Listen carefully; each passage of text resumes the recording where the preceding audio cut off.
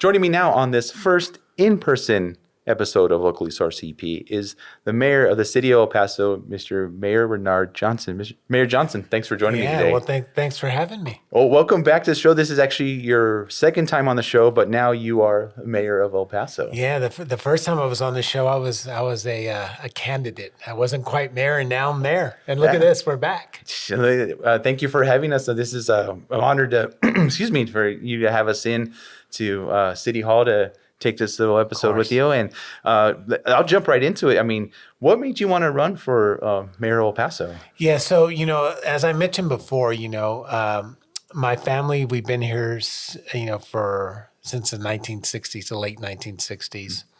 And I grew up here in El Paso. I grew up in the northeast side of town. I went to Terrace Hills. And then from there, I went on to Andress High School, which, your listeners, anyone that's from Northeast knows that Andress is the best high school in Northeast. Eagles. There we go. And after Andress, I went on to the UTEP, where I graduated from UTEP. And then I started a company. And most people don't know, I started my company while I was still a student at the university. And I started my company. My company turned 30 years old. Oh, wow. And I reached a point where I said, I want to give back more to my community. I've been on a number of boards around town. I've been on Boys and Girls Club. I've been on the El Paso Association for the Performing Arts. I've been on the Federal Reserve Bank of Dallas board. So boards after boards after boards. So I was already giving back in a number of ways to the community. And I said, I'm at a point now where I want to do something different, and public service became that next route. And so I decided to run for mayor.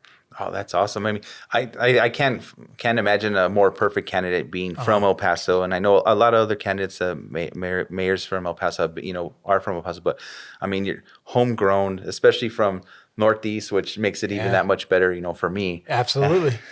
Well, I mean, I appreciate, you took a lot of my other questions. I was going to ask, some of the other stuff you've done in town, but you also have, you have a bunch of different local businesses, which leads to my next question. I mean, how important is local businesses in El Paso to you? Like, how do you feel the importance of them? Yeah. So, for me, knowing that we can buy local, and the name of the podcast is Locally Sourced.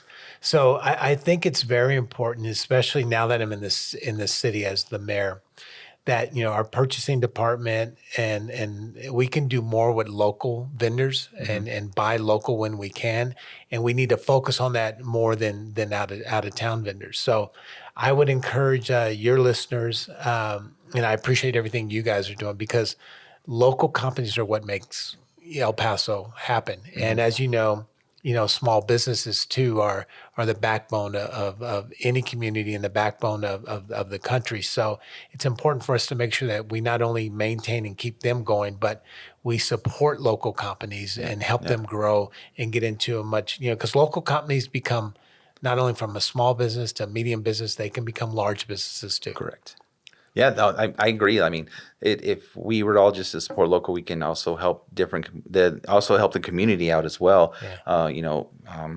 Just making everything better for the city, and this is awesome. Which my next question is, I mean, what do you see? What are your future plans? What do you want to see happen with your with you here as mayor of town? What are your future plans, or what are you hoping happens in El Paso? Yeah, so we a number of, and I'm going to go back to the local owned, and you just talked about that again, but local dollars they multiply differently through a community. So when you work with a local company, they spend their money differently than from a company that's not from here, because that money usually goes out of town. Yeah. Local dollars multiply through your community a lot better.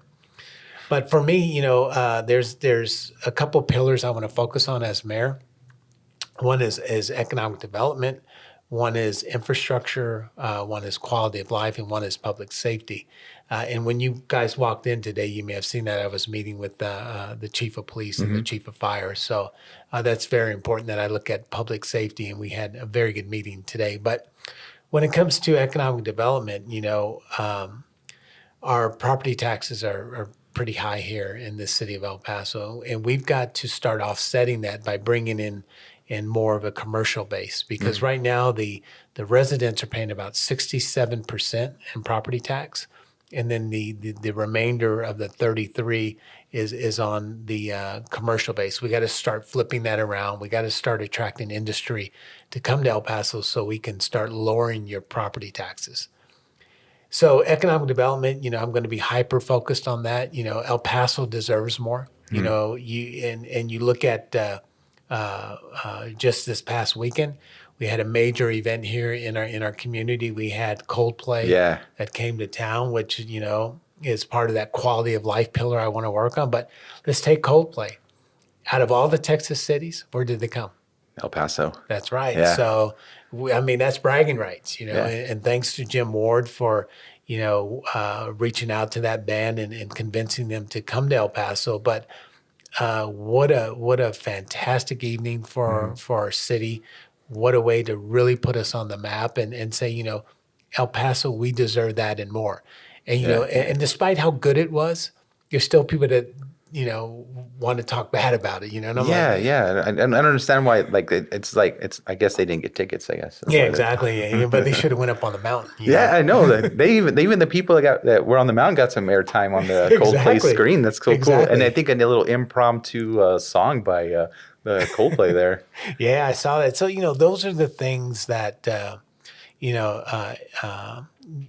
daughter deserves, and we deserve more here in El Paso. And we've got some infrastructure. Let's talk about infrastructure a little bit. Yeah, let's do it. In order to grow, El Paso, we've got to start. We are a major city. We are. You got to start thinking as a major city. We're the sixth largest city in the state of Texas, number 22 or 23 in the United States.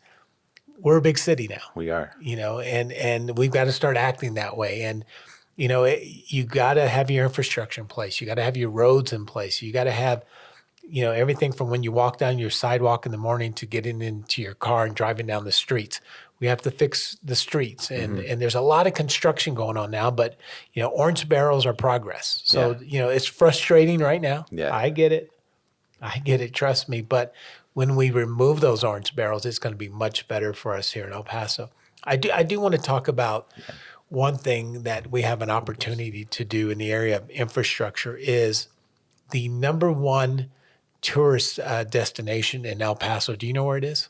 Is it Chico's? It's probably that's a good one. You might be right. Oh, yeah. I just threw that name out there. Well, that's pretty good. Yeah, Chico's is.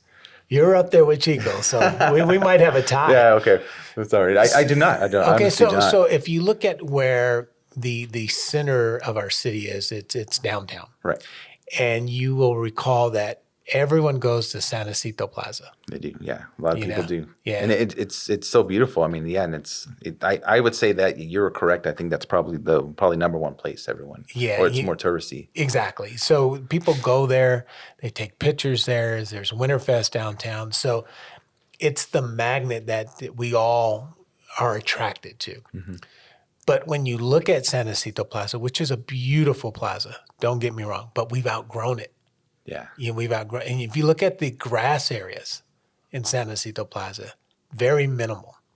So we have an opportunity as a city to put in a deck plaza over I-10, which will bridge our communities together, Segundo Barrio, and Uptown, bring those together. Mm-hmm. So kids can now have more open space, more grass space, more bike trails, more amenities to go and have in our community. So we have that as an opportunity to build. And I think if we can get it done, we really need to look at doing that because we are outgrowing the beautiful plaza, the placita that we have in downtown El Paso. And I'll be honest, I never thought of the deck like that. I never thought of it being an extension of downtown El Paso because we've outgrown our San Jacinto Plaza. I never thought of it that way. So that's kind of like a cool way to think about it too. Yeah. And that's how I've been framing it because, I take my kids when they come into town to San Jacinto Plaza, when the Christmas lights are there and the other things, but it gets so crowded and we need more open space. Mm-hmm. And I think the deck will allow us to do that. They have the Clyde Warren Deck Plaza in Dallas, Texas, which is their number one tourist destination in Dallas. Yeah. They're looking at doing a deck plaza in Kansas City. They're looking at doing two in Austin. There's a number around the country. So we've got to put ourselves in position to at least have the opportunity. Yeah, especially being as big of a city as we are in the United States and also in Texas. Yeah. We're not like a little town, or we're not a town, we're a city. So I mean, I agree with you 100%. We need to grow. We need to continue to grow. Exactly. No, I mean, Mayor Johnson, I appreciate it, like everything. Like, I'm excited to see what you're going to bring to the table, what you're going to do for the city of El Paso, and it excites me, especially Good. talking to you before. You still have the same energy when you were a candidate, and you still have that, maybe even more energy now as a mayor. I just see it, and I'm excited to see what you're going to do for the city. Thank you. And it takes, again, I appreciate everything you guys are doing at Locally Sourced because, getting the message out, talking to your listeners and your audience, because it's going to take all of us. It's going to take you. It's going to take me. It's going to take my family, your daughter, the El Paso community, the Juarez communities, Las Cruces, Horizons, Socorro, San Elizario, all of us to come together as a region because we're 2.7 million people in the region. It's big. Yeah.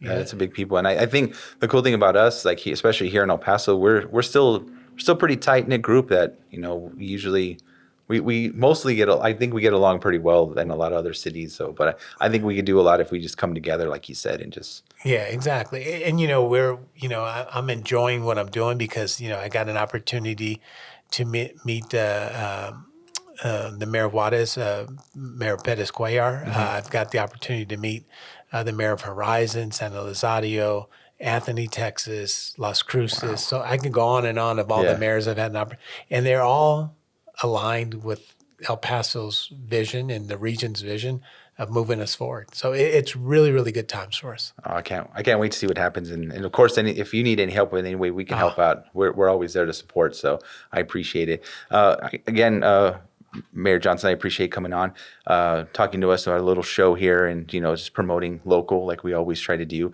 Is there anything else you'd like to say or add before we end today? No, again, I want to thank you for everything you're doing for El Paso. I want to thank Locally Sourced and the listeners that are listening to us today. And I just want to encourage everyone to get involved in your community. Reach out to our office, and whatever we can do to help you, we will. And this is our city, and this is our jewel, and we need to take care of it. And we need to make sure that any negative stories that are about El Paso that people are painting about us, we tell the truth because it's a beautiful, loving, warm city, and that's the message I'm going to continue to say.